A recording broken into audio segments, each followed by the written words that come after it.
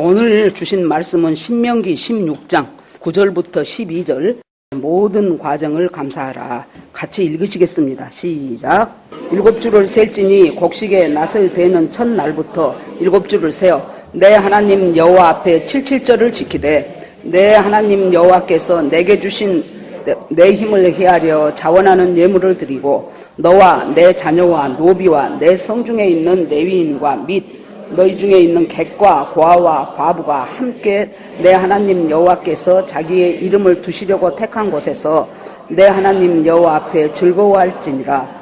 너는 종되었던 것을 기억하고 이 규례를 지켜 행할지니라. 아멘. 기도하시겠습니다. 하나님 감사합니다. 저희들이 무엇이간데 하나님의 자녀로 택하시고 부르시고 소명 주시고 인도하시고 이 모양 저 모양으로 저희들이 하나님과 가까워질 수 있는 믿음도 은혜도 감사도 허락하게 하신 하나님, 오늘 이 시간 이곳에 오셔서 저희들 각 사람의 마음을 하나님께서 만지시고 하나님 불필요한 것들은 전부 하나님 배출되는 시간이 되게 하시고 귀한 하나님의 생명이 저희들을 가득 채우기를 원합니다. 오늘 말씀 가운데 우리 주님께서 함께 하시어서 성령의 기름 부어 주시기를 원합니다. 우리 모두가 다 하나님의 말씀 앞에 선 거룩한 자세로 살아갈 수 있도록 하나님 이 시간 축복하여 주시옵소서. 예수님 이름으로 기도합니다. 아멘. 인사하시겠습니다. 우리는 복받은 사람들입니다. 예, 오늘 또 은혜 주실 줄 믿습니다. 예, 오늘이 맥주 감사주일입니다. 농사를 짓지 않기 때문에 우리는 별로 실감이 안 납니다. 그러나 전에 이 맥주, 보리 농사를 지을 때는 시골에서 사신 분들은 기억할 것입니다. 저 중학교 1학년 때로 제가 기억을 하는데 그때만 해도 그래도 광주가 상당히 대도시인데 학교에서 조금만 걸어서 어느 정도 나가면 밭이 있고 그랬어요. 그래서 보리가 겨울에 심어지는데 그 보리를 밟아주지 않으면은 뿌리가 들떠가지고 나중에 제대로 이 보리 농사가 될 수 없어요. 그러니까 학교에 부탁을 해가지고 당신들 학생들을 동원해서 보리밭 좀 밟아주라고 그렇게 해서 제 기억에 한 번인 것 같아요. 그 보리를 밟으러 갔던 기억이 납니다. 그러니까 보리를 밟아요. 그럼 뭐 눈도 있고 막 그러지요. 보리를 밟아 놓으면 이 보리가 나중에 뿌리가 깊이 내려서 튼튼해집니다. 그러고 나면은 조금 있으면은 이제 막 파란 보리가 올라오기 시작하고 이제 보리 이삭이 피기 시작하면요 바람이 휙 불지요. 그러면 그것들이 정말 물결 같아요. 물결. 그러고 이제 조금 더 지내면은 보리가 이제 누렇게 익기 시작하죠. 그러면 그것은 또 황금 물결이죠. 아까는 푸른 물결이었고 그것이 제가 이제 지나간 과거가 생각이 나더라고요.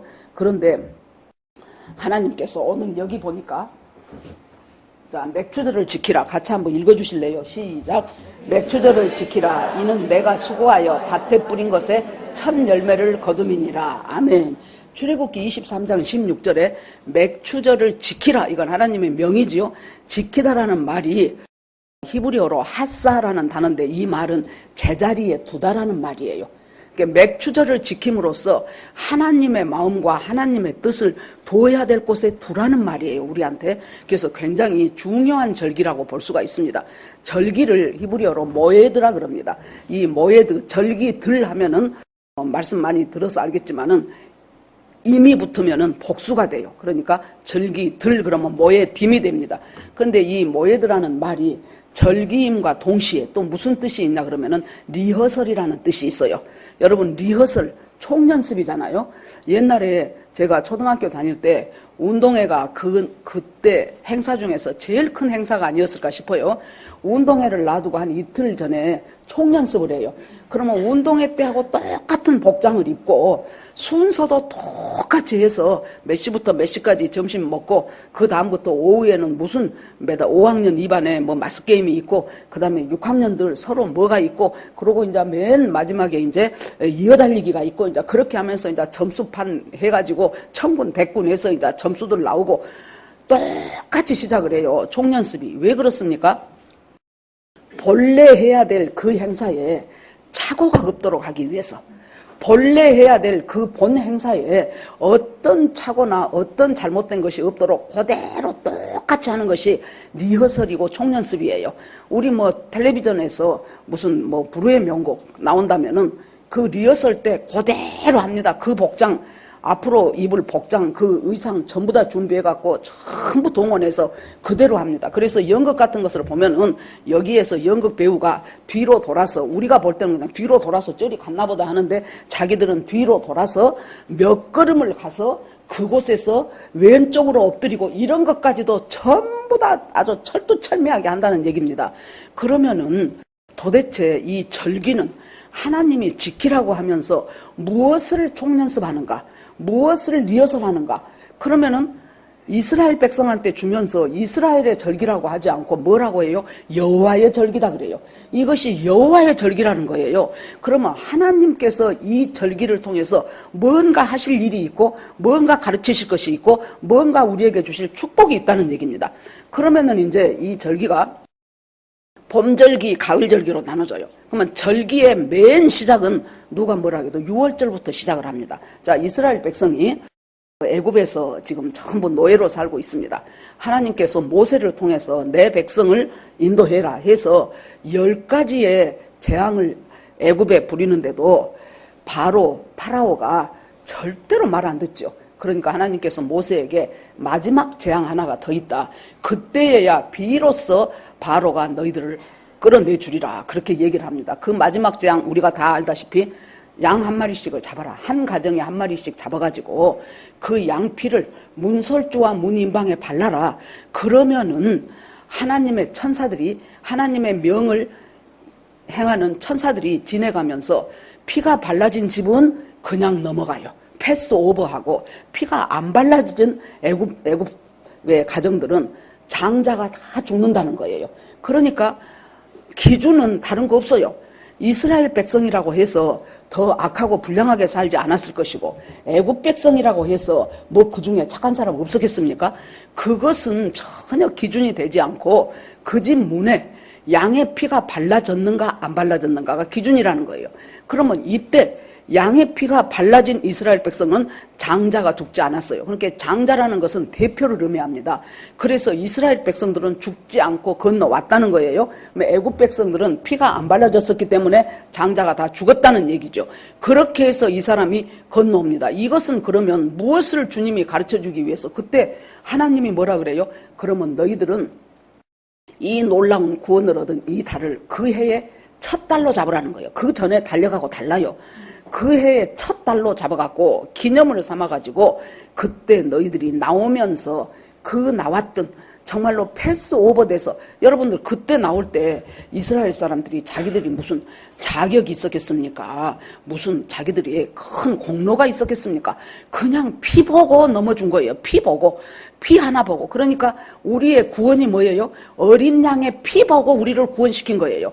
우리가 비록 참 여러 가지 잘못한 것이 많이 있을지라도, 예수 그리스도가 십자가에 쓸린 그 피가 죽을 수밖에 없는 나, 애굽 백성하고 똑같이 패스 오버 못해 죽을 수밖에 없는 나를, 그 피를 보고 하나님이 예수 그리스도의 피를 보고 나를 구원하셨구나. 그것을 믿는 자는 예수 그리스도의 자녀가 되는구나. 그걸 깨달은 사람들이 지금 패스 오버 했습니다. 그런데 예수님이 이제 보세요. 하나님이 무엇의 리허설입니까? 예수님이 3년 되시고 이제 드디어 예루살렘으로 6월절에 올라가십니다.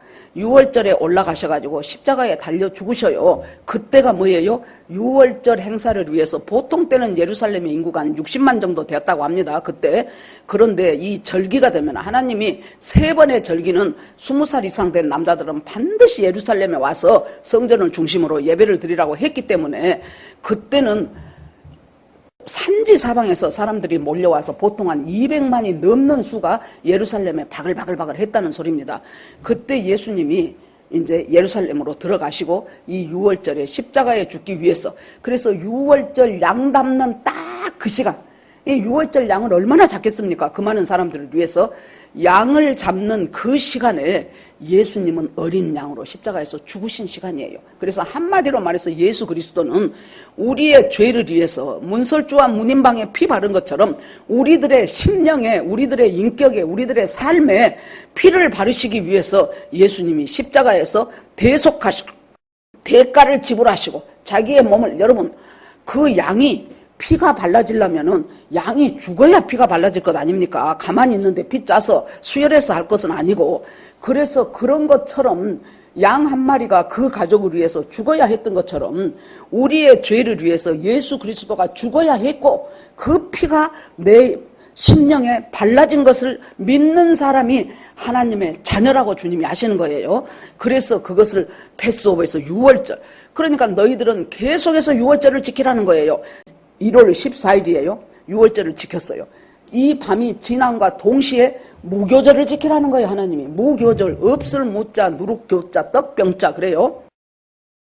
누룩이 없는 빵을 먹으라는 거예요. 왜? 이 사람들이 애굽에서 나올 때 너무 급하게 나와야 되기 때문에 언제 반죽해갖고 거기다가 누룩 이스트 넣어갖고 몇 시간 동안 놔둬서 부풀려갖고 그럴듯하게 부드럽고 맛있는 빵을 만들 시간적인 여유가 없어요. 그러니까 그냥 반죽해놓은 채로 그거 갖고 나오는 겁니다. 그래서 바로 죄 없으신 예수 그리스도가 십자가에서 죽으시고 부활하기까지 그 무덤에 있었던 그것을 가르쳐주기 위해서 이제 너희들은 바로 그때 나올 때 그 무교병을 일주일 동안 먹으라 그래요. 그리고 무엇을 하냐? 그 무교절 일주일 동안은 집안에 있는 누룩을 다 찾아서 청소하라는 거예요. 저는 처음에 성경 볼 때 아니 뭔 누룩이 집에 얼마나 있다고, 청소 한번 싹 하고 지금 같으면 청소기로 씩 돌려버리면 끝날 일을 뭘 그렇게 일주일 동안은 누룩을 잡으라고 할까? 여러분, 구원한 것은 우리 힘이 하나도 안 들었어요.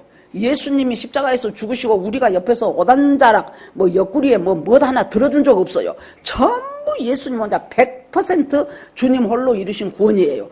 그런데 구원받고 나서 이제 우리들의 삶은 누룩 잡는 삶을 살아야 돼요.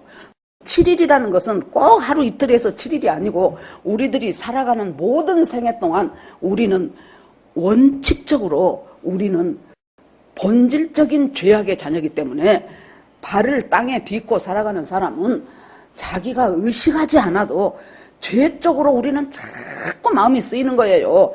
하나님의 은혜와 하나님의 뜻대로 살기보다는 그러려면 무지하게 애를 써야 돼. 그러는데 죄 짓는 것은 너무나 자연스럽게 리모컨이요, 리모컨. 자연적으로 그냥 리모트 컨트롤이 돼버려요. 그러니까 하나님께서 뭐예요? 네가 살아가는, 구원은 하나님 은혜로 받았으면은 그 다음에 네가 살아가는 삶 동안 네 삶에서 생각에서 입술에서 우리가 말해놓고 났을 때도 내가 그 말은 그렇게 안 했어야 옳은데, 그 말은 뺐어야 맞는데, 그 말을 좀 다르게 했어야 되는데, 이렇게 저는 특히 말을 많이 하고 사는 사람이라 굉장히 그때마다 아이고 내가 왜 말을 또 그렇게 했을까, 그것은 그렇게 하면 안 되는데, 그런 것이 굉장히 많습니다. 그럼 아이고 하나님 제가 또 이렇습니다. 하나님 예수의 보혈로 주께서 씻으시니 제가 오늘 또 살아갑니다. 그렇게 하면서 하나님 앞에 죄를 자백할 때가 한두 번이 아닙니다. 자, 그렇게 해서 이제 무교절을 지키고 나서 그 다음날이 안식일인데, 그 다음날에 첫 열매 초실절을 이제 주님께서 또 이제 말씀을 하시죠. 초실절은 처음 초자 열매 실자. 그때 이제 초실절은 뭐 하는 겁니까? 곡식의 첫 단을 추수하기 시작하는 거예요. 그러면 그 단을 하나 묶어가지고 처음 익은 곡식을 묶어서 어디로 가지고 가냐? 제사장한테 갖고 갑니다. 제사장이 그것을 막 하나님 앞에 들어서 예배를 드려요. 그 말은 뭡니까? 하나님, 내가 아침 일찍 일어나서 열심히 밭에 가고 논에 가고 해서 이렇게 해서 곡식을 거뒀지만은 실은 이 곡식은 하나님이 주시는, 주님이 비 내려주시고 주님이 햇빛 주시고 주님이 바람 주시고 주님이 병충해 없게 하시고 그렇게 해서 이 곡식이 지금까지 되어진 하나님의 은혜입니다 하고 올려보내는 것이 바로, 그래서 그 곡식단을 흔들어서 올린다. 흔들 요자예요. 이것은 기쁨으로 하나님 앞에 그 열매를 드리는 것이란 말이에요. 우리도 오늘 맥추절을 맞이하면서 우리가 생각해야 될 것이 내 힘으로 모두 다 열심히 살았을 것입니다. 가만히 이렇게 얘기 들어보면은 제가 볼 때 힘들지 않는 인생이 없더라고. 이 사람은 이래서 힘들고 저 사람은 저래서 힘들고 참 일이 많아서 힘들고 어떤 사람은 일이 없어서 힘들고. 그래서 하나님께서 이 반년 동안을 살아오는 데 있어서 정말로 하나님 어떤 열매든지 간에 이것이 주님께 흔들어 드릴 감사의 열매입니다 하는 것을 생각하는 시간이 되기를 바랍니다. 그러고 나서 그때로부터 시작해서 7 안식일을 계수하라는 거예요. 그러니까 한 주가 7일이니까 7이니까 7, 7은 49, 49일이 지나고 그 다음에 50일째 되는 날, 그래서 7일을 7번 했다 해서 77절이라고도 하고 50일째 되는 날, 이날을 기념했다 그래서 오순절이라고도 하고, 이때 이제 보리 추수가 바로 시작이 되는 거예요. 그래서 보리 맥자 써서 맥추절이라고도 부른다 그 얘기입니다. 그러면 이때 우리가 하나님께서 새 언약을 주시는데, 새 언약이 뭐예요? 구약과 신약으로 나눠집니다. 여러분, 언약과 계약이 어떻게 다릅니까? 계약은 동등한 사람끼리 약속을 맺는 것이 계약이에요. 자, 예를 들어서 제가 집을 5억에 팔고자 합니다. 그러면 A라는 사람이 5억을 주고 나한테 집을 사요. 그러면 두 사람이 동등한 관계 속에서 계약을 해요. 내가 5억에 집을 내놨는데 저 사람이 나는 3억만 했으면 좋겠어요. 그러면 계약이 성립이 안 되죠. 그래서 계약이라는 것은 A와 B가 동등한 관계 속에서 맺어지는 것이 계약이에요. 그러면 반대로 하나님은 우리에게 이스라엘한테 언약 백성이라고 하고 우리에게도 언약 백성이라고 하는데, 그럼 언약은 무엇이냐? 한쪽에서 일방적으로 은혜를 베푸는 거예요. 한쪽에서 일방적으로, 이스라엘 백성이 노예로 살다 나와갖고 자기들이 무슨 능력이 있습니까? 힘이 있습니까? 뭐 국가가 있습니까? 없어요. 그런데 하나님이 나는 너희 하나님이 되고 너희는 내 백성이 되리라. 그렇게 하면서 일방적인 은혜를 주시는 거예요. 일방적인 언약이에요. 우리가 지금 우리나라가 자 옛날부터 시작해서 지금까지 중에서 가장 지금 전쟁 없이 오랜 시간 살아온 시간대가 지금 우리 시간대예요. 1950년 6.25 전쟁에서 53년 정전 휴전협정하고 그 후로 북한에 이런저런 도발들은 많이 있었습니다만은 어찌됐건 전면전은 벌어지지 않는 상태 속에서 지금까지 우리가 7, 80년의 세월을 살아오고 있잖아요. 그것이 뭐 때문인 줄 압니까? 이제 6.25 전쟁을 하면서 이제 한 3년을 이 전쟁이 삐대가니까 미국에서 여론이 안 좋아요. 그래가지고 이름도 성도 모르는 저 코리아라는 나라에 우리나라 젊은이들이 가갖고 많이 죽었어요. 우리가 사람이 은혜를 모르면 짐승보다 못하다고 하는데 정말로 우리는 미국의 은혜를 잊어서는 안 돼요. 많이 미국 사람들이 와서 많이 죽었어요. 여러분 저기 광나루에 워커힐 있지 않습니까? 그 워커힐이 워커 장군이라는 사람이 와서 열심히 싸우다가 그 워커 장군이 전사를 했어요. 그 아들도 중인가 대위로 와갖고 북한군 우회까지 쳐 올라가다가 그 아들도 죽었어요. 어떤 집은 그때 선화전도사님 얘기한 거 들어보니까 어떤 집은 세상에 5명의 아들이 우리나라 전쟁에 참가를 했어요. 5명 다 죽었어요. 육해공 해병대까지 이때 그 5명 아들 중에서 다 죽었어요. 그래서 여러분 자유라는 것은 프리덤 이스 나 프리요. 자유라는 것은 공짜로 얻어지지 않는단 말이에요. 엄청난 사람들이 그 이름도 성도 모르던 그 잿더미 위에 있는 그 한국 1945년에 해방되고 48년에 나라 세워지고 기껏해야 1, 2년도 될까 말까 하는 그때 50년에 바로 김일성이가 스탈린한테 소련제 탱크 200 몇십 대를 몰고 내려와 갖고 3일 만에 서울 점령해버리고, 이런 속에서 세상에 그때 우리나라에 군사를 보내준 나라가, 그때는요 지금처럼 나라가 한 200개 안 돼요. 그때는 한 100개밖에 안 됐어요. 전 세계의 나라가. 그 중에서요 16개국이 우리나라에 파병을 했어요. 거기다가 파병까지는 못해도 물자를 보내준 나라가 있고 의료 장비를 보내준 나라가 있고, 그러면서 이제 미국에서 여론이 안 좋아. 그러면 이제 이 사람들도 또 선거를 하고 여론이 안 좋으면 자기 표가 덜 나올 것이니까. 그래서 어쩌든지 휴전으로 마무리 지려고 자꾸 해요. 이승만 박사는 안 된다는 거예요. 휴전이면 뭔 일이냐. 끝까지 미군과 연합군이 안 도와, 유엔군이 안 도와주면은 우리 국군만이라도 끝까지 밀고 가겠다. 그래서 전쟁을 끝까지 하지 분단된 채로는 안 된다. 그러니까 굉장히 미국에서 이승만 박사를 골치 아파했다 그러더라고요. 나중에 보면은. 그래서 잘못된 사람들의 역사관을 가지고 막 이리저리 거짓말 참말 보태갖고 하지, 제대로 된 미국 국방부에서 나오고 이런 보고서들을 보면은, 그래서 이제 그러면 어떻게 할 것인가 하니까, 좋다. 그러면 나는 휴전에 도저히 나는 서명할 수 없다. 그 대신 뭘 해야 되냐 그러면은 한국과 미국이 서로 방위조약을 맺자. 그래서 한국이 전쟁에 나거나 위험하게 되면 미국이 즉각 와서 도와주고, 미국이 위험하게 되면 한국이 도와준다. 여러분, 인제 전쟁 해갖고 전쟁 중인 나라가 세계 제1의 미국을 뭘 돕겠습니까? 이것은 완전히 일방적인 하나님의 은혜예요. 이승만 박사라는 그 놀라운 앞날을 내다보는 그 사람을 하나님께서 한성 감옥에서, 제가 전에도 얘기했죠. 배제고등학교를 다녔어요.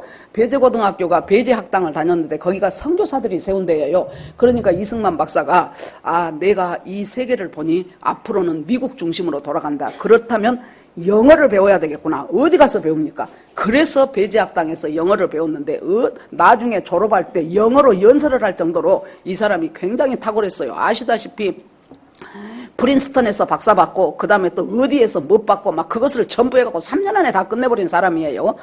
그렇게 해가지고는 이제 하나님께서 그 배제학당 다니면서 나중에 방학 때 자기 어머니한테 가서, 어머니, 내가 영어 배우러 학교는 갔어도 정말로 이상한 사람들입니다. 얼굴도 성도 모른 예수라는 사람이 나를 위해서 죽었다네요. 그것도 2000년 전에. 말이나 됩니까 어머니? 하여튼 저 선교사라는 사람들은 이상한 사람들인데 내가 영어 배우는 것이 목적이니 영어만 배우고 빨리 끝내야 되겠다고 그랬는데, 이 사람이 보니까 이제 그랬더니 선교사들이 너무나 머리도 좋고 너무도 탁월하니까 미국 유학을 보내자.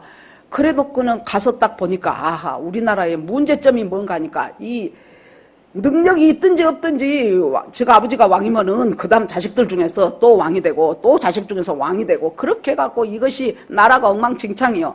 이것은 결코 아니다. 백성들이 훌륭한 사람을 뽑아서 나라를 지도자가 되게 하는 이 제도를 해야 된다고 와서 말을 하니, 고종이 볼 때는 뭐겠습니까? 영모요, 영모.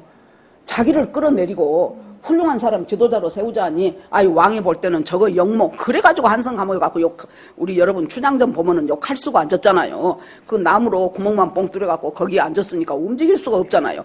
그러니까 이제 사형 언도를 받았어요. 그래서 사형 언도를 받고 나서, 이거 이제 이러다가 나는 이 나라 한번 제대로 해보겠다고 하나님 여기까지 왔는데, 하나님 아버지, 내가 하나님이 있는지 없는지는 모르겠지만은 그 선교사 말대로 하나님이 있다고 치고, 그러고 이제 하도 답답하니까 하나님 앞에 토로를 하면서 성경을 이제 앞에다 놔두고, 자기는 이렇게 칼을 쓰고 있어서 마음대로 넘길 수가 없어. 그러니까 그 옆에 있는 사람 보고 다 읽으면 한 장 넘겨주시오. 그럼 또 넘겨주면 또 다 읽고 또 넘겨주시오. 그렇게 해갖고 성경을 보다가 그 감옥에서 성령님을 만나버린 거예요. 그러고 나니까 정말로 하나님은 나는 이 대한민국을 사랑하신다 싶은 것이, 그 한성 감옥에다가 나중에 대한민국을 이끌어갈 사람들 거기에 열 몇 명을 옴쓰락하니 죄수로 넣어놓는 거예요. 그 감옥에서 뭐 하겠습니까? 모두가 다 성령 받고 은혜 받고 하나님 알게 되고, 그렇게 되면서 딱 뭐예요? 이 나라는 기독교로 나라가 세워져야 되겠구나. 그래서 기독교 입국론이 된 거예요, 여러분. 그러면서 이제 이렇게 살아가게 됐지요. 자, 뭐 하다가 또 우리나라 말이 나왔는데, 아무튼 그렇게 해서 6월절 때 그런 일들이 일어납니다, 이제. 그러면 이제 무교절을 지내고 초실절이 되고 50일째 되는 날 오순절이 되는데, 내가 언약이 2개가 있다 그랬죠. 자, 거기에서 이 사람들이 출애굽해가지고 유대 그 노예들이 출애굽해서 홍해를 건너서 자, 이제 광야로 들어갑니다. 광야로 들어가서 50일째 되는 날이요. 그러니까 여기 50일을 잘 여러분 기억해야 돼요. 50일째 되는 날 갑자기 이 시내산에 이 사람들이 도착을 했는데, 갑자기 산에 빽빽한 구름이 가득 차고 옹기점 연기처럼 연기가 가득 차고 그러면서 나팔 소리가 막 울려 퍼지는 거예요. 나팔 소리가 점점 커지면서 하나님이 모세에게 너 산으로 올라와라 그래요. 그래서 모세가 바로 십계명을 받으러 이제 산으로 올라갑니다. 그때 백성들은 남아있던 산 기슭에 남아있었던 백성들은 아마 내 생각에 일주일, 2주일 갈 때까지는 괜찮았을 것 같아요. 그러는데 일주일이 돼도 모세가 안 내려오네. 2주일이 돼도 모세가 안 내려오네. 아이고 이제 3주, 30일 이렇게 되던데 모세가 안 내려오니까 이 사람들이 이제 걱정을 하기 시작한 거예요. 틀림없다. 죽었다. 안 죽었으면 지금까지 안 내려올 리가 없지 않냐? 죽었다. 왜 죽었을까? 뭐가 하나님 앞에 잘못해서 모세가 죽었든지 아니면은 악한 짐승이 물어뜯었든지 아무튼 모세는 죽었고 지금까지 모세가 인도를 했는데 모세가 죽었으니 그러면 우리를 인도해서 저 가나안 땅으로 간다고 했는데 거기까지 인도해 갈 그 신을 찾아야 될 것 아니냐. 그래 놓으니까 그때 애굽에서 나올 때 애굽 사람들이 깠다가다 이대로 있다가는 저것들 놔뒀다가는 우리 백성 다 죽겠다. 지금은 장남만 죽었지만 이제는 다 죽겠다 싶으니까 가져가라 해서 금도 주고 은도 주고 막 그렇게 해갖고 몰아냈단 말이에요. 그것들을 갖고 우리가 우리를 인도하여 낼 신을 만들어야 되지 않겠냐. 애굽에는 가면은 맨날 전체가 신이었잖아요. 오만때만 것이 다 신이었잖아요. 나일강도 신이고 해도 신이고 달도 신이고 별도 신이고 뭐 심지어 개구리도 신이고 막 이런 속에서 사니까 딱 자기들 머리에 제일 먼저 떠오르는 것이 뭐예요? 금송아지. 애굽의 금송아지가 탁이고 이것은 돈을 많이 주는 신이요. 우리를 인도하는 신이요. 그것이 만몬 신이에요. 그러니까 너무도 자연스럽게 뭘 만들었어요? 금송아지를 만들었어. 금송아지 만들어 놓고 자기들끼리 이제 막 뺑뺑 돌면서 이제 예배를 드리는 거예요. 이제 이 금송아지. 그러면서 그때 하는 말이 뭡니까? 이 금송아지가 우리를 애굽에서 인도하여 낸 신이로다 그래요. 여태까 하나님 은혜로 그거 얼마 되죠? 50일밖에 안 됐다니까요. 하나님 은혜로 세상에 애굽 장자들 다 죽고 자기들은 안 죽고 살려나오고 얼마 전에 그 홍해를 지팡이로 가리켜갖고 홍해를 마른 땅까지 건넜던 것이 며칠 전이에요. 거기다가 인제 광야로 들어오니까 먹을 것이 없으니까 하나님이 아침마다 만나를 줘서 그날 아침도 만나 먹었겠죠. 그리고 물이 없으니까 또 하나님이 반석을 지팡이로 쳐서 거기에 물이 쿨쿨 쏟아져 나오게 해서 그 기적과 그 역사를 체험했어도 우리를 인도하여 낸 것이 하나님이 아니고 이 금송아지라는 거예요. 그래야 이제 드디어 이제 모세가 두 돌판을 받아갖고 십계명을 적은 판을 받아가지고 내려옵니다. 자기의 시종이었던 여호수아 붙잡고 내려오는데 야 무슨 소리가 들리지 않냐? 노랫소리도 같고 이상하다. 와서 보니까 그 금송아지 앞에다 세워놓고 전부 뺑뺑 돌아가면서 찬양하고 찬송하고 우리를 여기까지 인도하여 낸 신이니 앞으로 갈 길도 인도하소서 하고 난리가 난 거예요. 모세가 기가 막혀갖고 그 금송아지를 자기가 가지고 온 돌판으로 깨버렸잖아요. 그래서 그 금송아지를 전부 가루로 만들었죠. 그래서 그 가루를 물에 타서 사람들한테 먹으라고 해요. 뭐냐? 아무것도 아니라는 거예요. 이 금송아지까지 것이. 그렇게 하면서 모세가 여호와 편에 있는 사람은 나와 그랬더니 레위지파가 나와요. 레위지파 사람들한테 너희가 칼을 차고 여기서부터 시작해서 있는 힘을 다해서 그 소위 주동자들 걔네들을 전부 죽이라고 했어요. 그래 놓으니까 레위지파가 여러분 성경 보세요. 출애굽기 레위기 다 보세요. 뭐라고 나옵니까? 자기 친구, 자기 형제, 자기 친척 그 사람들을 죽일 때 여러분 쉬웠겠냐고요. 그런데 여호와의 속한 사람, 여호와 하나님 앞에 제대로 된 사람 나와라 하니까 다 사람들이 눈치 보고 있죠. 그랬더니 레위지파가 나가갖고 그때 죽은 사람이 3,000명이에요.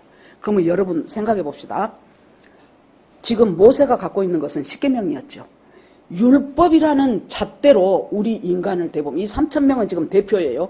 인간을 대입을 해보면은 이 율법이라는 잣대에 죽지 않을 인간이라고는 한 명도 없다는 얘기예요.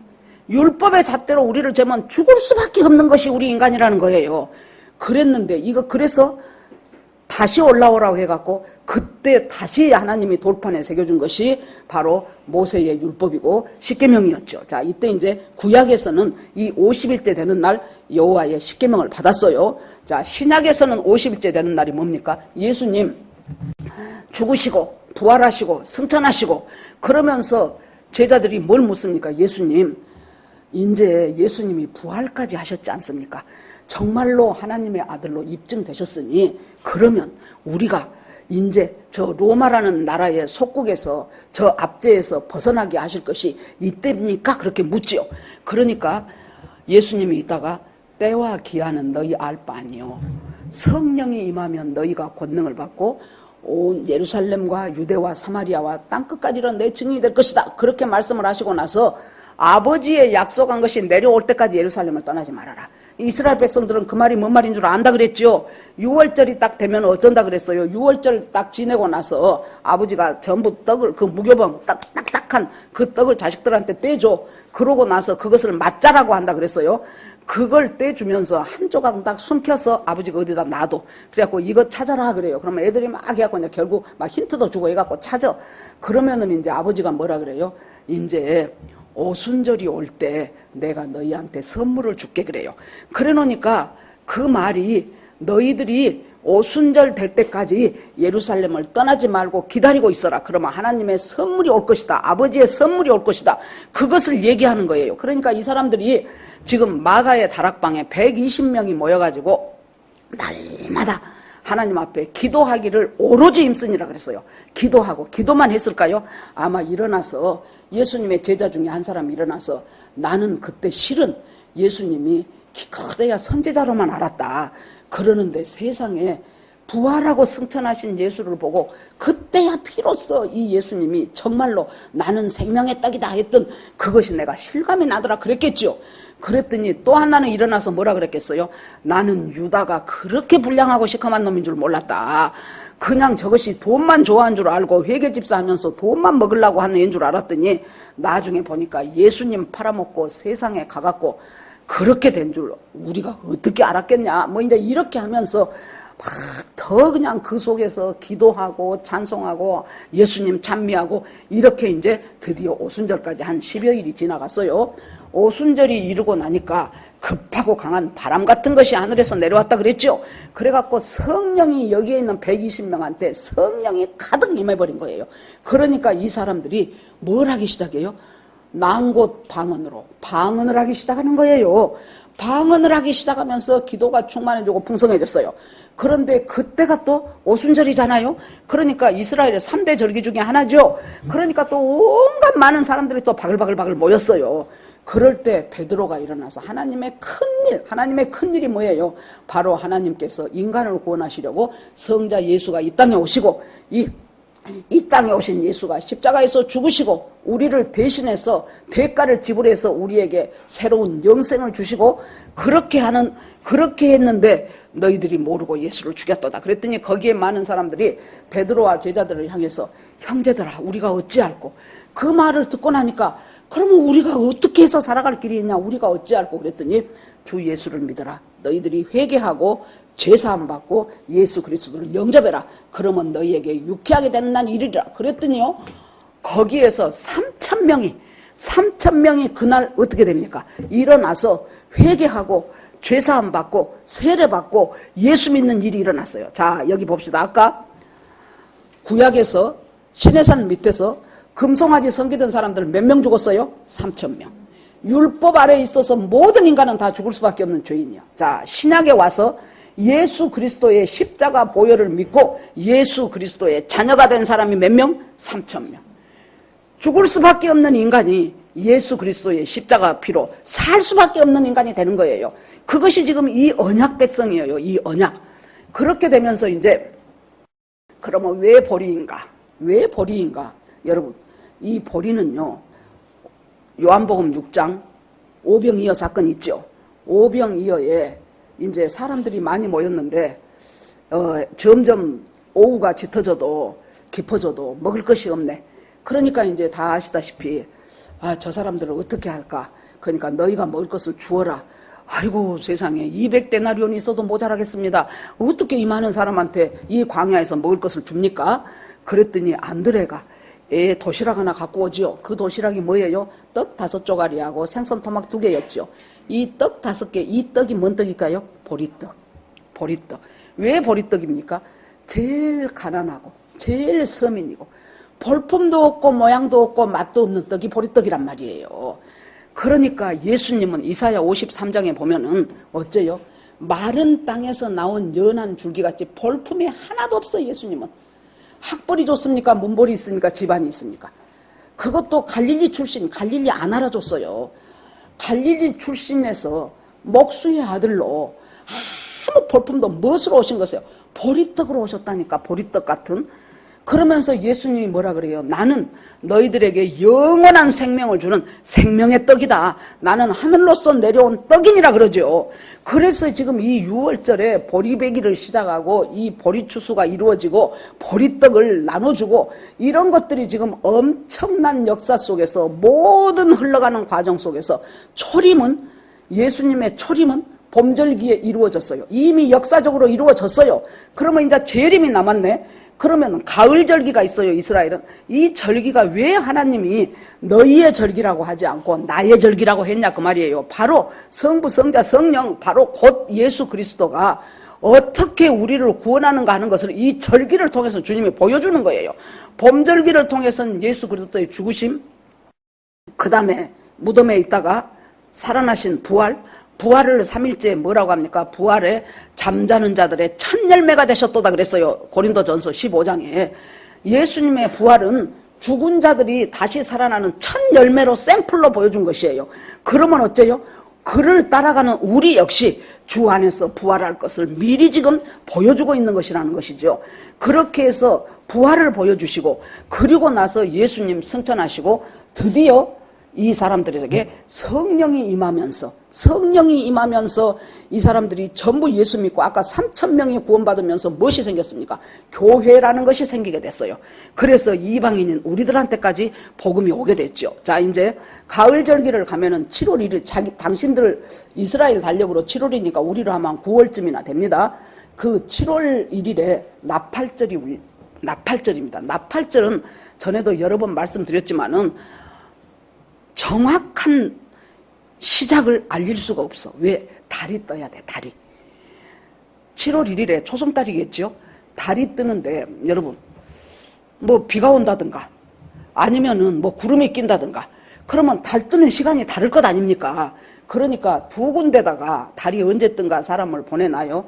그래갖고 여기서 달이 떴다고 연락이 오고 저기서 달이 떴다고 올라오면 그때부터 이제 나팔절이 시작을 해요. 그래갖고 막 나팔을 부는데 그거 얘기했었죠. 처음에는 빠바 나팔을 100번을 불어. 100번을 빠방 하고 나팔을 불다가 그 다음에는 빠빠빠빠빠빠빠 그렇게 해갖고 스타카토로 불다가 전부 다 이제 의미가 있습니다. 그 다음에는 또 뚜뚜 그렇게 불고 그렇게 해가지고 똑같이 계속 그 나팔을 반복해서 불다가 100번째는 이제 마지막 나팔이에요. 100번째는 모든 나팔이 총동원 돼가지고 있는 힘을 다하여 빠방 하고 마지막 나팔이 불고 그것이 이제 나팔절입니다. 그러면은 여러분 제가 전에도 몇 번 말씀드렸죠. 우리 교회 시작하고 얼마 안 됐을 때 하나님의 나팔 소리를 듣는 사람들이 여기저기서 생기더라고. 우리 교회에도 있고 다른 나 아는 다른 분도 있고. 그래서 처음에 한 사람이 그럴 때는 어찌 저 사람한테 나팔 소리가 들렸나 보다 그랬거든요. 그랬더니 나도 들었네 너 들었네 막 그래. 그러더니 이제 제가 신뢰하고 있는 어떤 권사님이 우리 언니 권사님이 나팔 소리를 들었대 자기가. 그래서 그래 그랬더니 나팔 소리가 울리면서 신랑 오실 것을 준비하라 그랬대요. 그래서 내가 그래놓고는 가만히 생각하니까 하나님 누구도 나팔 소리를 들었다 그러고 누구도 들었다 그러는데 왜 나한테는 안 들립니까? 하나님 제가 분명히 말씀하건대 저는 휴가 돼서 가고 싶지 여기 남아서 환난을 겪고 싶은 생각은 추워도 없으니까 나를 너무 하나님이 위대하게 보셔갖고 너는 좀 남아있다와 행여라도 하나님 그런 생각 꿈에도 하지 마세요. 그러면서 나도 나팔 소리를 좀 들어야 될 텐데 그러는데 그렇게 이제 중얼중얼 하면서 기도도 아니고 뭣도 아니고 그렇게 얘기를 해요. 그러는데 갑자기 성령께서 내 안에 뭐라 그래요? 너도 마지막 나팔 소리는 들을 것이다. 내가 안 잊어먹었죠. 너도 마지막 나팔 소리는 들을 것이다. 우리가 고린도전서 15장에 보면 마지막 나팔 소리에 호련히 변화한다 그랬잖아요. 그러니까 이 나팔절은 나팔절, 그 다음에 대속제일, 그 다음에 초막절, 이것은 예수님 재림에 대한 예표예요. 예수님이 어떻게 재림하실 것인가에 대해서 지금 하나님께서 확실하게 이 마지막 절기를 통해서, 그래서 여호와의 절기예요. 그걸 가르쳐줘요. 그래서 나팔 소리가 울려 퍼질 때 마지막 나팔에 순식간에 호련히 변화하리니, 데살로니가 4장에 보면 뭐예요? 그때 주께서 호련과 천사장의 소리와 하나님의 나팔로 친히 구름 타고 하나님께서 강림하시려니, 그때 이미 먼저 죽은 하나님의 백성들이 주님과 함께 더불어서, 지금 낙원에 있어요. 그 사람들. 자, 아브라함도 있을 것이고 주기철 목사님도 있을 것이고 우리 아버지 어머니도 계실 것이고, 그 사람들 주님이 전부 부활체로 데리고 오셔갖고 공중에 강림하실 때, 그때 이 땅에서 살고 있는 우리들은 순식간에 호련히 변화하여 끌어올려 그랬어요. 끌어올려. 성경 자체에 휴거라는 단어는 없다니까요. 없어요. 그러나 그것을 갖다가 단어로 만드니까 끌 휴자 들 거자 그래갖고, 우리가 지금 이 몸무게가 어떻게 여기서 아무리 점핑을 한다고 올라가겠냐고요. 호련히 순식간에 지남철에 못이 다라라락 붙어나듯이 그렇게 호련히, 이것을 여러분, 인본주의적이고 자유주의 신학이 우리 한국 교회에 팍 퍼졌어요. 저 젊었을 때만 해도 휴거 안 믿은 사람이 없었어요. 제가 기억이 나요. 제가 젊어서 우리 애들이 이제 어렸을 때 울산에서 살았어요. 그때 그 교회에서 예배드리고 나면은 한 이제 50대쯤 되시는 그 권사님이나 연세 드신 집사님이나 이런 분들이 얼마나 휴거에 대한 이야기를 많이 하고 휴거를 사모하고 휴거를 당연하다고 생각했어요. 그런데 우리나라에 그랬던 그 옛날의 목사님들이 이제 다 돌아가셨어.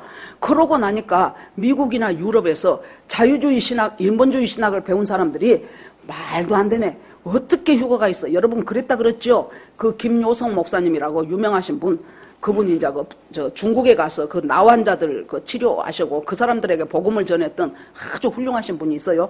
그 사람이 독일로 유학을 갔어요. 유학을 가가지고 오리엔테이션을 해. 전부 학생들을 모아놓고. 그러더니 교수가 여기에 성경에 나온 그 기적이 많은데 그 기적이 실제로 이루어졌다고 생각하는 사람 손 드세요 그러더래요. 자기는 두 말도 않고 손을 번쩍 들었대. 그랬더니 세상에 그 오리엔테이션에 참석한 애들 중에서, 그것도 신학대학을 온 애들이에요. 한 명밖에 없어. 자기 혼자. 이미 그때 독일은 다 이제 자유주의 신학으로 물들어 버렸다는 소리예요. 그래갖고 자기가 기숙사에 들어갔는데 자기하고 룸메이트가 누구였냐 그러면은 그때 수석으로 합격한 애였대. 거기를. 그래서 내가 독일어가 서툴러서 잘 몰라서 그런지는 모르겠지만은 내가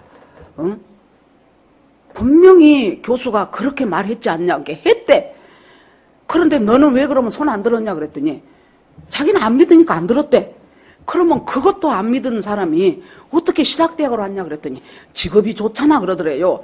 뭔 직업이 좋은 거 그랬더니 독일은요, 지금은 어쩐가 모르겠는데 그때 독일은 목사가 공무원이야. 그랬기 때문에 봉급 따박따박 나와. 그러니까 교인 전도할 생각을 안 해. 수가 적을수록 편하잖아요. 수가 많으면 신경 쓸 것도 많고 세례줘야 될 것도 많고, 뭐 신방은 안 하겠지만은 그렇게 해놓으니까 교인 3명이 돼도 목사가 아무 느낌이 없어. 왜? 봉급은 3명이어도 그 봉급이 나오고 300명이어도 그 봉급이 나오니까. 그래서 택했다는 거예요. 그때가 이미 그 정도로 서양의 그 세상에 루터 칼빈 나왔던 그 유명한 나라의 신앙이 그 정도로 됐다면 지금은 이제 몇십 년이 흘렀으니 더 이상 말해 못하겠습니까? 그런데 이제 오늘 말씀 보니까요. 자, 봅시다. 이제 다시 신명기 16장.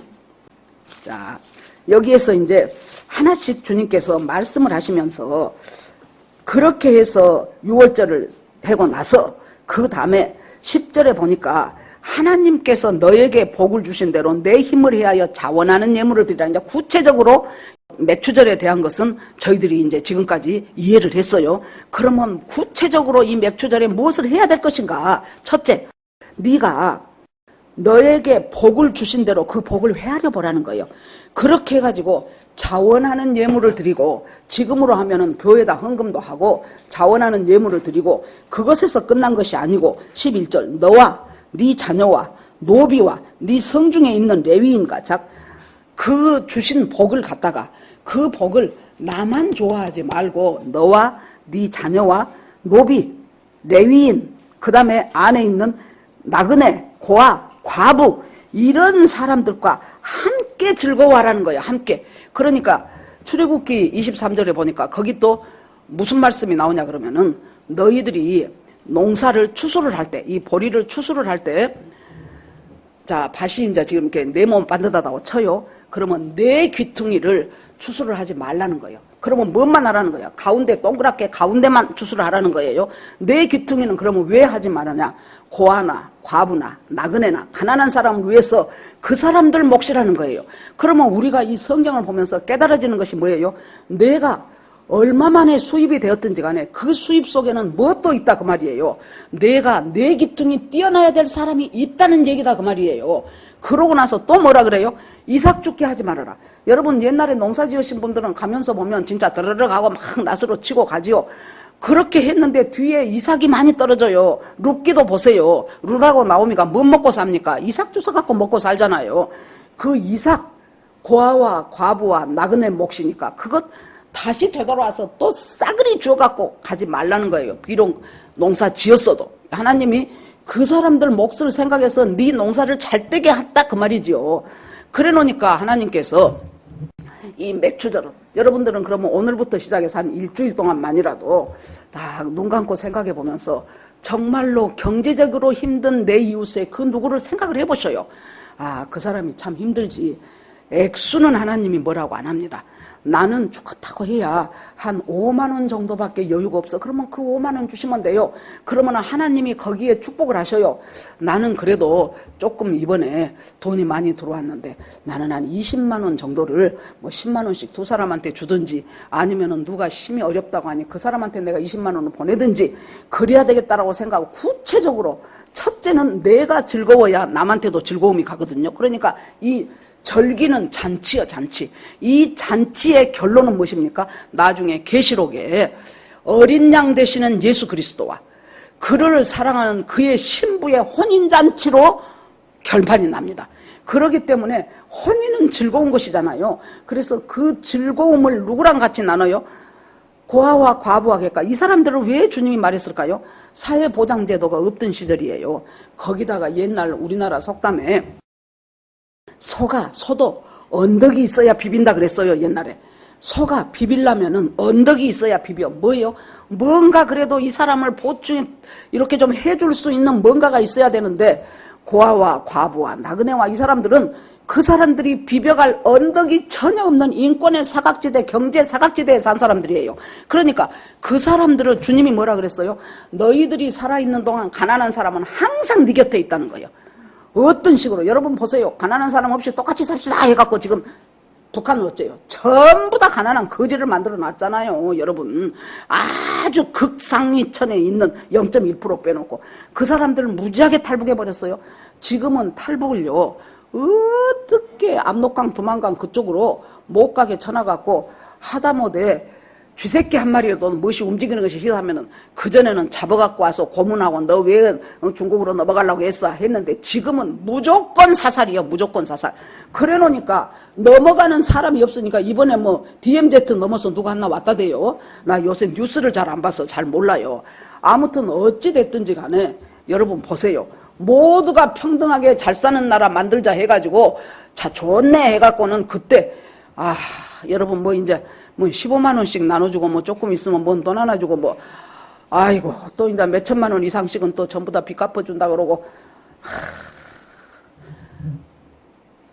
베네수엘라 마두로 대통령인가 그것이 해갖고 베네수엘라는요 석유가 많이 나는 나라라 가만히만 있어도 잘 먹고 살아요. 나라를 거지를 만들어 놨잖아요. 불과 한 2, 3년에. 아이고 이 땅이 어떻게 되어져 갈지 지금으로서는 알 수가 없어. 한 가지 소망은 이 나라에 기도하는 사람들이 있다는 것. 이 나라에 기도하는 사람들이 있어서 하나님 붙잡고 하나님 이 나라 살려주세요. 이 나라 자유 대한민국 그대로 가게 해주세요. 예수님 오실 때까지 우리가 정말로 안전하게 신앙생활 할 수 있도록 하나님 우리를 불쌍히 여겨주세요 하는 그 사람들의 기도 때문에 하나님이 템포도 조절하시고 어떤 역사를 일으키실지는 변수는 바로 기도하는 사람들 때문이라고 저는 생각을 합니다.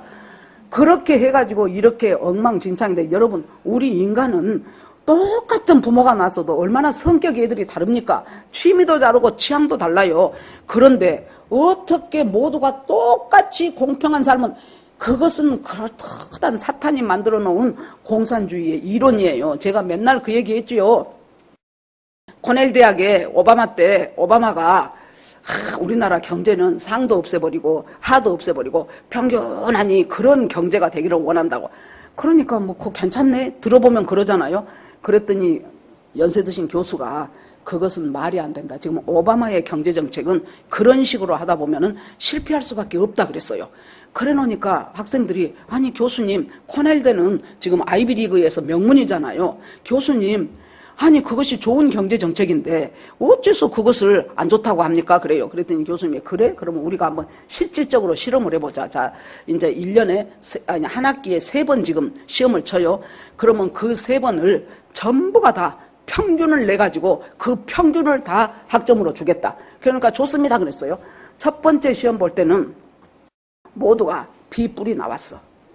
여러분, B뿔이 나왔어요. 그러면 봅시다. A뿔 맞도록 공부한 애는 화가 납니까 안 납니까? 화가 나지요. 제대로 평가를 했으면 나는 A+를 맞아야 될 사람인데 공부 안 한 애들 때문에 나는 B+가 됐어. 그러면 두 번째 시험 볼 때 그 사람이 아까 A뿔 맞을 정도로 공부하겠습니까? 안 하지요. 내가 왜 죽겠다고 공부해서 남존일 시켜? 나도 안 해. 대충 슬렁슬렁 했을 거예요. 그 다음에는 뭐 나왔어요? 평균이 C가 나왔어. 점점 떨어지는 거예요. 세 번째 시험을 보니까 모두 F 나왔어. 이것이 공산주의가 가르치는 평등의 맹점이에요. 평등할 수가 없다니까요, 인간은. 생각을 해보세요. 물건을 똑같이 만들으라 그래. 만들으라 그랬는데, 자, 나하고 은지자매하고 둘이 만들었어. 은지는 젊으니까 10개 만들고 나는 3개 만들었어. 그랬더니 위에서 감독한 사람이 다 내놔. 그래갖고 은지 10개, 내 거 3개 갖가지고는 반으로 딱 나눠. 그래갖고는 6개씩 딱 나눠줘. 그러면 나는 좋은 것 같죠. 은지가 다음에 있는 힘을 다해서 10개 만들까요? 안 만들어. 은지도 한 5개나 6개밖에 안 만들어. 이 인간의 본성적인 악함을 간과한 공산주의는 있을 수가 없어요. 그래 놓으니까 저렇게 못 사는 나라 만들어 놓고 이제 도망 못 가게, 도망가면 이제 체제가 무너져 버리잖아요. 자기들 체제가. 그러기 때문에 그러기 위해서 어디 두만강, 압록강 근처에 무엇이 움직이는 것이 하나 있었다 그러면 그냥 바로 사살이해 버려요. 이런 나라를 김일성 수령 원수 해가며, 여러분, 모자라서가 아니에요. 안 똑똑해서가 아니에요. 저는 이것은 완전한 영적 전쟁입니다. 이것은 사탄의 역사인 거예요. 그것을 알고 무엇이 사탄이고 무엇이 사람인가를 알면서 우리가 기도를 하고 우리가 싸우고 공격을 하지 않으면은 우리의 싸움은 혈과 육에 대한 싸움이 아니에요. 공중의 권세 잡은 악한 것들과의 싸움이라고 분명히 말씀하지 않습니까? 자, 그러면서 여기서 뭐라 그래요? 너희들이 해야 될 것이 뭐냐? 하나님이 축복해 주셨어요. 축복해 주셔서 우리가 밥 먹고 살아요. 우리는 살찔까봐 조심해서 밥을 적게 먹지. 쌀이 부족해서 밥 적게 먹은 사람은 아마 거의 없을 것입니다. 그런데 그러면 그 속에서도 어려운 사람들을 향하여 네가 눈을 돌려봐라. 그래가지고 이 반 네모 중에서 4기퉁이를 남겨놔라. 이삭 죽기 할 때 이삭 줍지 마. 나도 왜 그 사람들이 그거 주워갖고 먹고 살라고. 포도 열렸지. 그러면 열매 포도 따. 그러면 이제 조금 늦게 연 포도는 아직 덜 익었을 거 아닙니까? 그러면 또 가갖고 익은 놈 또 따지 말고 냅둬. 그것은 그 사람들 또 포도 먹고 살라고. 이것이 맥추절을 당한 우리에게 구체적으로 네 삶에 어떻게 적용할 것인가를 말씀하시는 하나님의 뜻입니다. 그러면서 주님께서 12절 보니까 너는 애굽에서 종되었던 것을 기억하고 이 규례를 지켜 행할지니라. 자, 네가 처음에 어떤 자리였냐? 너 누구냐? 애굽에서 종살이하다. 그러니까 지금 나그네나 객과 과부 고아보다 더 못한 자리가 노예잖아요. 노예로 살았던 것이 너라는 것을 잊어버리지 말아라. 노예로 살았던 것이 너라는 것을. 그리고 지금 현재 이렇게 어려움 속에서 비빌 언덕이 없는 소처럼 하고 있는 그 인권의 사각지대, 경제의 사각지대에 있는 그 사람, 네 주변에 눈만 감아. 하나님이요, 내가 너한테 500만 원 벌게 해줬으니까 400만 원 내놓고 100만 원 갖고 살아. 안 그래요. 전부 내가 누려. 하나님은 수고하고 낙을 누리라 그랬어요. 네가 수고하여 그랬어요. 이 수고하여라는 것은 뭡니까? 네 일상생활의 삶을 열심히 살아서 거기에서 나온 그 결말과 열매를 가지고 그 중에 일부는 바로 나보다 못한 그 누군가를 생각하면서 그 사람한테 흘려보내고 네 기쁨과 풍요함을 그 사람하고 같이 나누는 것, 이것이 바로 맥주절의 의미라는 거예요. 자, 여러분들이 오늘 말씀을 다시 한번 깊이 생각하면서 내 삶을 하나님이 어떻게 흘려보내기를 원하시고 나에게 주신 풍요로운 것과 나에게 주신 믿음이 풍성한 사람, 돈이 풍성한 사람, 성격이 좋은 사람 다양할 것입니다. 하나님이 주신 귀한 은사와 그 모든 것을 어떻게 하나님의 뜻에 합당하게 내가 흘려보내고 나눠보낼 수 있게 한 거를 이 일주일 동안 깊이 생각하면서 그때 주님께서 주시는 그것들을 하나씩 순정하면서 맥주절을 잘 묵상하고 잘 지내는 저와 여러분 되기를 주의 이름으로 축원합니다. 이 시간에 주여 한번 부르고 오늘 말씀 생각하면서 주여 한번 부르고 기도합니다. 주여! 하나님 아버지, 주님의 은혜를 감사드립니다. 봄절기와 가을절기를 주셔서 예수님의 초림과 예수님의 재림을 저희에게 너무도 리얼하게 설명하신 우리 하나님, 아버지, 6월절에 예수님이 십자가에 죽으시고 무교절에 무덤에 계셨으며 초실절에 부활하셨고 그로부터 7일이 지나고 난 후에 성령님이 오셔서 이방 땅에 교회가 생기게 하시고 아버지여, 믿음으로 살아갈 수 있도록 저희들에게 하나님의 자녀가 되는 권세를 주신 하나님, 주님의 은혜를 감사하고 감사드립니다. 주여, 저희들과 함께 하시니 감사합니다. 아버지여, 맥주절이 단순한 하나의 절기가 아니고 주님께서 성령이 오게 하시는 절기였으며 새 언약으로 우리를 새롭게 하신 절기였음을 다시 알고 그 새 언약을 주신 하나님, 율법에 의하면 모두가 3,000명이 죽을 수밖에 없었던 사람 예수 그리스도의 십자가의 복음을 베드로가 전함으로 다시 거기서 3,000명이 다시 살 수 있는 그때로 인도하신 하나님, 내가 죽을 수밖에 없는 죄인이었는데 하나님이 나에게 은혜를 주시고 그리고 나에게 있는 것들을 이삭 죽지 말라고 하시면서 누군가에게 흘려보내라고 하신 하나님의 깊은 뜻을 생각하면서 이 한 주간 동안 다시 한번 맥주절을 묵상하는 우리 모두가 되기를 간절히 원합니다. 모든 말씀을 예수 그리스도 이름으로 기도드립니다. 아멘.